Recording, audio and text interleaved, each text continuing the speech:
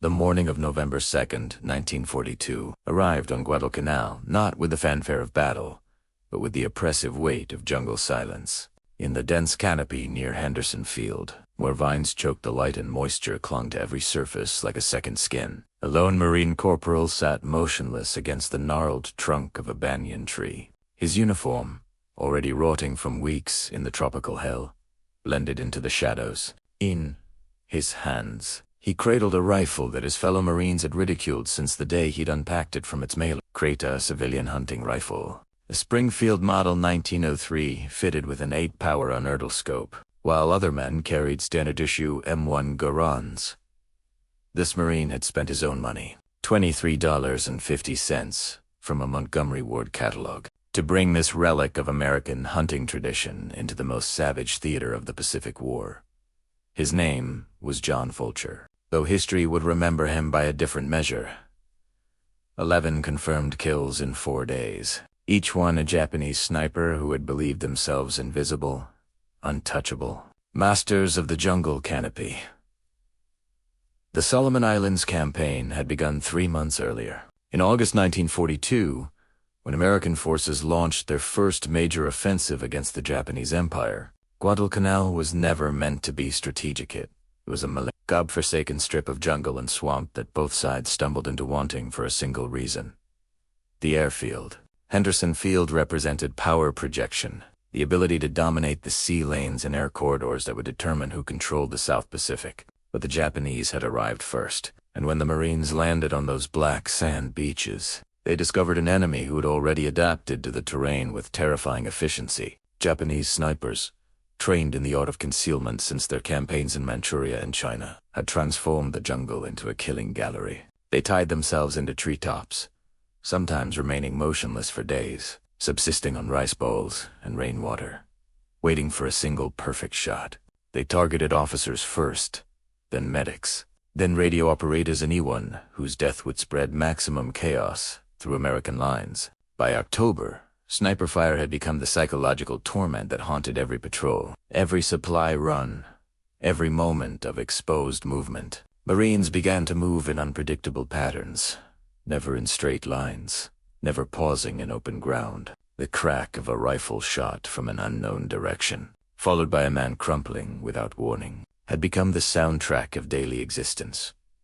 John Fulcher had grown up in the mountains of North Carolina, where hunting wasn't sport, but sustenance. Before the war, he'd spent autumn mornings perched in deer stands, learning the patience that separates meat on the table from an empty smokehouse. He understood stillness not as the absence of movement, but as the presence of absolute concentration. When he'd received his draft notice and reported to Parris Island for basic training, he'd known immediately that the standard-issue Garand, for all its semi-automatic firepower, lacked the precision he would need if this war took him into the kind of terrain where distance and accuracy meant survival. So he'd written home, asked his father to order the Springfield from the catalog, and waited for it to arrive, with the patience of a man who understood that wars are won not always by the newest technology, but sometimes by the oldest skills. His drill instructors had shaken their heads. His fellow recruits had laughed. Why would anyone choose a bolt-action relic over a modern, self-loading rifle? But Fulcher had simply cleaned the weapon, zeroed the scope on the range, and said nothing. Words were cheap. Results were currency. The Japanese soldiers who occupied the jungle heights around Henderson Field had expected many things when they'd been deployed to the Solomon Islands. They had expected heat and disease. These were familiar from their years, fighting in China and Southeast Asia. They had expected the Americans to be soft, undisciplined, reliant on material superiority rather than fighting spirit. Japanese training emphasized the spiritual dimension of warfare, the concept of Sishin, the warrior spirit that would overcome any material disadvantage through sheer will and sacrifice. Their snipers were elite specialists, many trained at the Nakano School, where they'd learned not just marksmanship, but the psychological warfare of invisible death. They painted their faces with mud and tree bark. They wore ghillie suits woven from local vegetation that made them indistinguishable from the foliage itself. Some tied themselves to branches so they wouldn't fall even if wounded or killed, becoming ghost sentinels that haunted American nightmares. They expected the Marines to panic, to fire wildly at shadows, to waste ammunition, and morale fighting an enemy they couldn't see. What they did not expect was that among these Americans would be men who had learned patience and precision not from military academies, but from the necessity of survival in mountain hollows where a missed shot meant a hungry winter. On that November morning, Fulcher had been assigned to a forward observation post near the Lunga River perimeter. For 3 days, a Japanese sniper had been terrorizing a particular section of the American line, killing 2 men and wounding 3 others. The sniper fired only once per day, always from a different angle, always vanishing before counterfire could even begin. Other Marines had tried to hunt him, setting up their own positions, scanning the tree line with field glasses and rifle scopes. They found nothing. The jungle was too vast, too dense, too alien. But Fulcher approached the problem differently. He didn't look for the sniper. He looked for the places where a sniper would need to be to achieve the angles of the previous kills. He mapped the terrain in his mind, calculated sightlines, identified the trees with sufficient height and canopy cover. Then he simply waited. He didn't move for 6 hours. He didn't eat. He barely breathed. His hands remained steady on the Springfield. The Anodal scope trained on a section of canopy 300 yards distant, where 3 massive trees formed a natural tripod of overlapping branches. Most men would have dismissed it too obvious, too exposed once discovered. But Fulcher understood that the best hiding place is often the one that seems too obvious to check. At 1100 hours, the light shifted. A breath of wind moved through the upper canopy, and for less than 2 seconds, a shadow that had seemed like part of a branch separated into the outline of a human torso. Fulcher didn't rush. He exhaled slowly, let his heartbeat settle into the rhythm he'd learned in a dozen deer seasons, and squeezed the trigger with the steady pressure of a man who trusted his tools absolutely. The Springfield cracked once. 300 yards away, a body tumbled from the canopy, crashing through branches, landing in a broken heap on the jungle floor. When the patrol reached the site, they found a Japanese corporal still tied to his perch, a Type 38 rifle with a telescopic sight clutched in dead hands, and a journal detailing 17 kills over 5 weeks. Fulcher was already gone, moving to the next position, because he understood what others were only beginning to learn. One enemy sniper removed meant an entire sector could breathe again, could move with confidence, could function as a unit rather than as terrified individuals waiting for invisible death. Word spread through the Marine lines with the speed of salvation. There was a sniper hunter among them, an American who could beat the Japanese at their own shadowed game. Over the next 4 days, Fulcher moved through the perimeter like a methodical exterminator, responding to reports of sniper activity with the calm efficiency of a craftsman. He killed a Japanese sergeant positioned in a coral outcropping, invisible except for the momentary glint of his scope lens catching sunlight. He killed a sniper who had concealed himself inside a rotted tree trunk, discoverable only because Fulcher noticed that the birds avoided one particular dead tree despite it looking identical to a dozen others. He killed 3 enemy marksmen in a single afternoon, each positioned to provide overlapping fields of fire on a critical supply route, turning what should have been a killing zone back into navigable terrain. Each shot was different ranges from 200 to 400 yards, wind conditions varying, targets presenting themselves 4 seconds at most. But each shot found its mark, because Fulcher had brought to this industrial-scale war something that couldn't be mass-produced. The individualized skill of a hunter who understood patience as a weapon more powerful than firepower.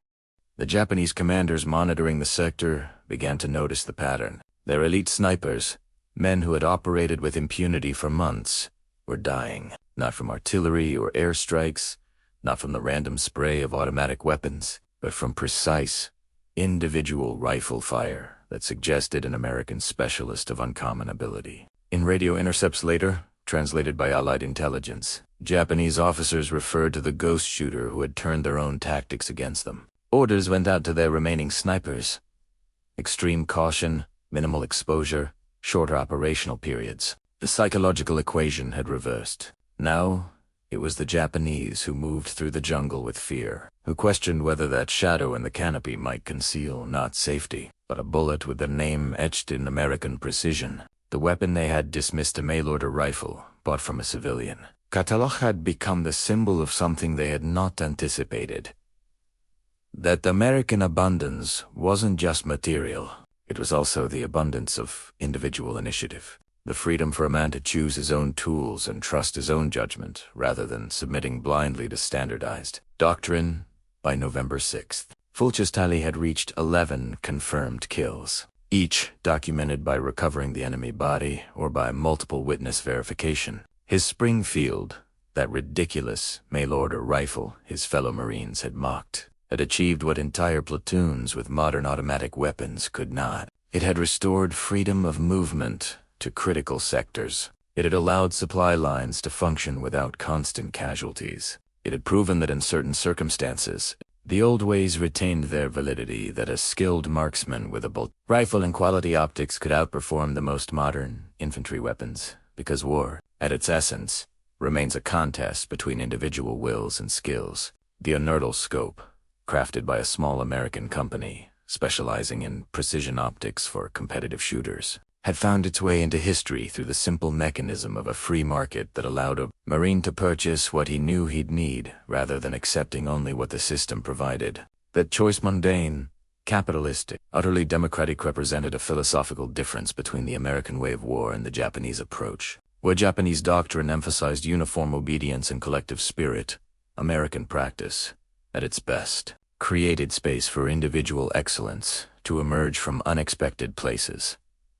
The symbolic power of Fulcher's rifle extended beyond its tactical effectiveness. In the grinding misery of Guadalcanal, where men fought malaria, dysentery, and starvation alongside the Japanese, where supplies arrived sporadically and casualties mounted daily, that Springfield represented something essential about the nation these Marines were fighting for. It was a weapon purchased from a catalog, ordered through the mail, delivered by a civilian commercial system that continued to function even during wartime. It represented an economy and society where individual choice remained paramount, where a man could assess his own needs and meet them through private initiative rather than waiting for centralized authority to provide solutions. Japanese soldiers, for all their courage and tactical skill, fought within a system that demanded conformity, that measured worth by obedience to hierarchy. American Marines, imperfect and often chaotic, fought within a system that at its best moments rewarded individual judgment and personal responsibility. Fulcher's success with his mail-order rifle became a microcosm of this larger truth. Freedom produces unpredictability, and unpredictability, in war, is a weapon that no amount of planning can fully counter. The documented records from the Guadalcanal campaign reveal the profound impact individual snipers had on morale and operations. Marine Corps after-action reports note that in sectors where effective counter-sniper operations neutralized Japanese marksmen, unit cohesion improved dramatically.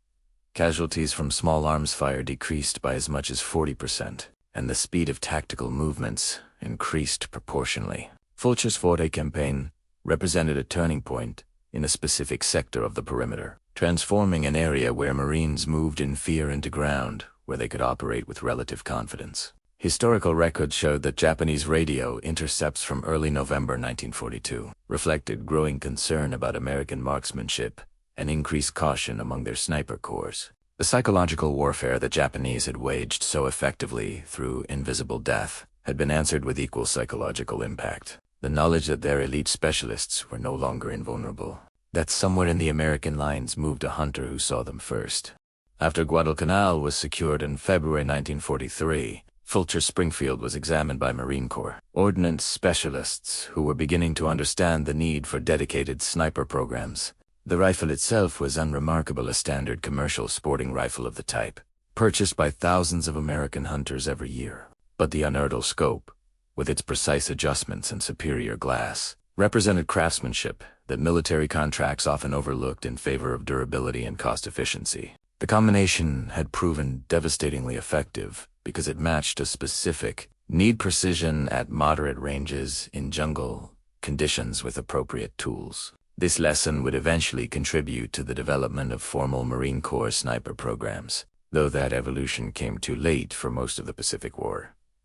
But for the men who fought on Guadalcanal in those desperate months, when the outcome hung in doubt, Fulcher's mail-order rifle had already taught its lesson. that wars are won not just by industrial might or superior numbers, but by individual excellence applied at critical moments, by men who understood their craft well enough to choose their own tools and trust their own judgment. The other Marines stopped mocking the Springfield. Some asked Fulcher where they could order their own. He told them the catalog number, the page, the exact specifications. It was quintessentially American, not secret knowledge hoarded by elites, not classified doctrine available only to specialists, but information freely shared, tools freely available to anyone with $23 and the patience to learn their use. The Japanese could produce excellent snipers, could train them in sophisticated techniques, could deploy them with tactical brilliance, but they could not replicate the system that allowed a North Carolina farm boy to purchase precision equipment through the mail, bring it to war, and use it to defeat their elite specialists. That system, messy, commercial, individualistic, represented a kind of power that totalitarian efficiency could not match. It was the power of distributed initiative, of solutions emerging from unexpected places, of excellence that didn't require permission from central authority. The recurring symbol through Fulcher's story is the rifle itself, that mail-order Springfield with its catalog price of $23.50. It appears first as an object of ridicule, a foolish choice, evidence of country ignorance. But with each confirmed kill, it transforms into something else. Proof that individual judgment, backed by genuine skill, can outperform standardized doctrine.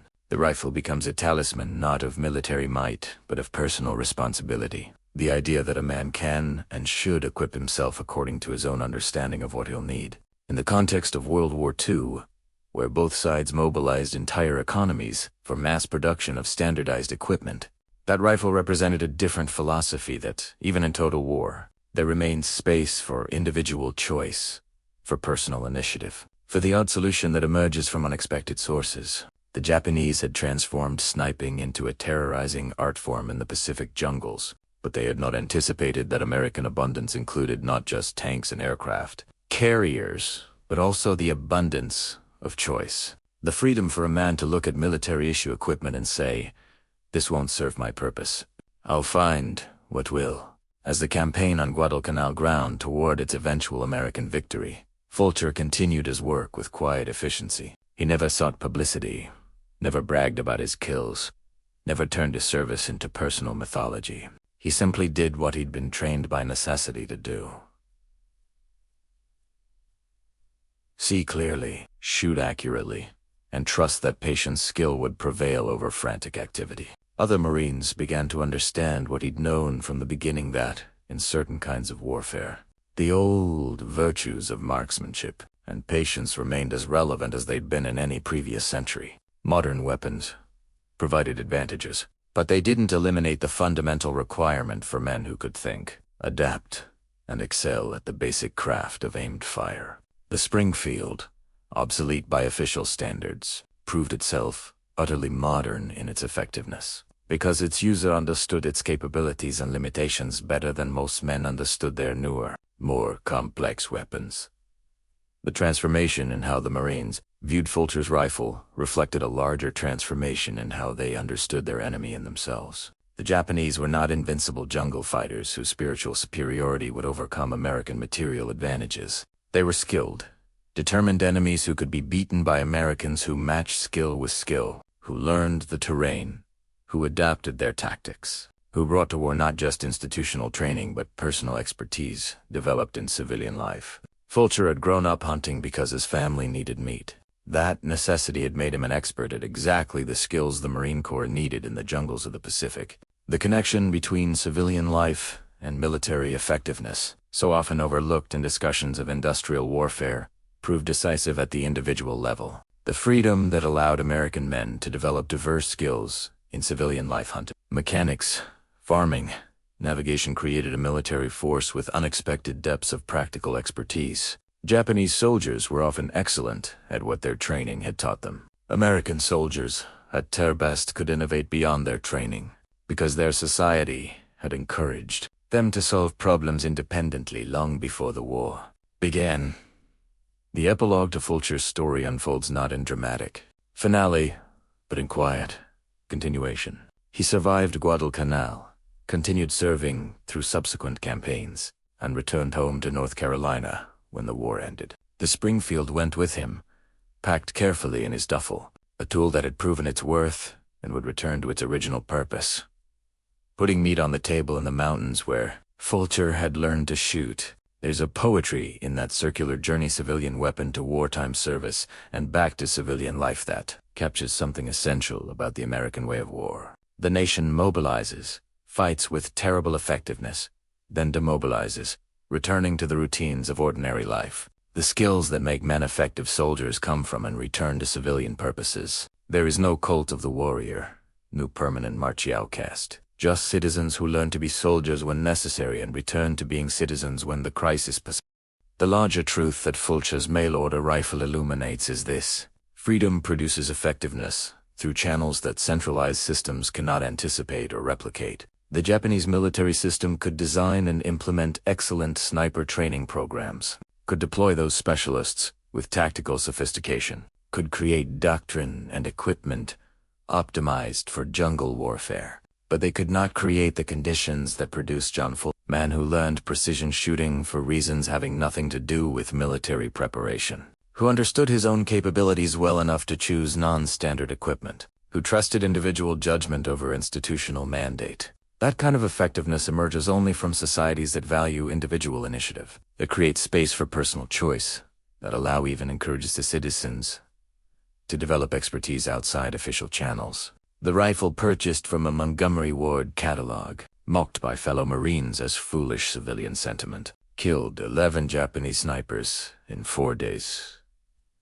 Not despite being non-standard equipment, but because it was exactly the right tool, chosen by exactly the right man for exactly the right reasons. In the vast machinery of World War II, where millions of men fought with standardized weapons according to carefully designed doctrine, one mail-order rifle changed the tactical situation in a critical sector of a critical battle. It is a small story, easily overlooked in the grand narrative of campaigns and casualties, but it illuminates something profound about why free societies, for all their apparent chaos and inefficiency, prove so difficult to defeat in extended conflicts. They contain within themselves vast reserves of individual skill, judgment, and initiative that emerge unpredictably, that solve problems in unexpected ways, that adapt to circumstances faster than centralized command systems can process and respond. The Japanese mocked American softness, American reliance on material comfort, American lack of martial spirit. What they failed to understand was that freedom itself is a weapon. That abundance includes not just material goods but abundance of choice, of initiative, of individual paths to excellence. John Fulcher's Springfield, purchased for $23.50 from a catalog, delivered through the mail to a Marine who trusted his own judgment, taught that lesson 11 times in 4 days to Japanese snipers who never saw the shot that killed them. In the end, the greatest weapon is not the newest technology or the most disciplined obedience, but the freedom to choose wisely and the skill to act effectively. Lessons written in the quiet competence of a North Carolina hunter who brought his own rifle to war and proved that individual excellence, freely chosen and privately developed, remains the ultimate military advantage.